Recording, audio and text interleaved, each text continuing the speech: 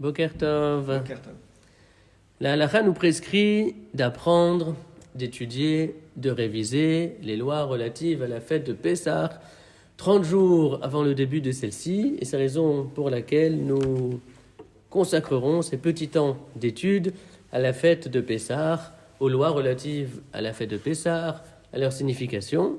Et pour débuter notre réflexion, nous commençons par étudier quelques lois relatives au Seder de Pessah, et notamment à la consommation de la ficomane.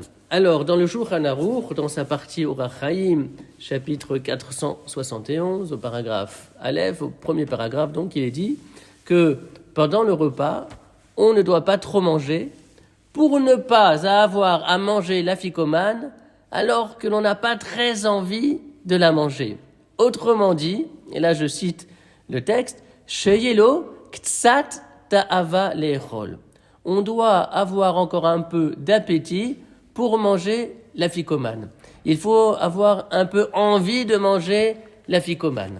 Alors, la ficomane, elle représente le Korban Pessah, elle représente l'agneau de Pessah, et il est vrai qu'à l'époque du Beth Amikdash, à l'époque du Temple de Jérusalem, la halakha prescrivait de manger le Korban Pessah, l'agneau de Pessah, alors que l'on était rassasié.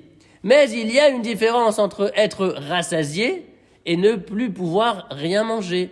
Rassasié, c'est le fait de ne plus avoir faim. C'est ne plus connaître le sentiment de la faim.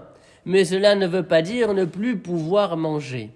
Et donc, si l'on mange la ficomane, alors qu'on n'a vraiment pas envie de la manger, en étant dégoûté, parce qu'on ne peut plus rien avaler, on n'est pas quitte de la mitzvah de manger la ficomane, parce qu'une telle consommation n'est pas considérée comme une achila, comme le fait de manger quelque chose. Pour que l'ingestion d'un aliment soit considérée comme une achila, comme une consommation reconnue en tant que telle par la halakha, il faut avoir au moins un petit peu d'envie de réaliser cette consommation. Et en termes de liberté, c'est là quelque chose de très très intéressant, parce que nous savons bien que pouvoir se retenir de manger, c'est un immense indice du fait que nous pouvons disposer d'une certaine liberté.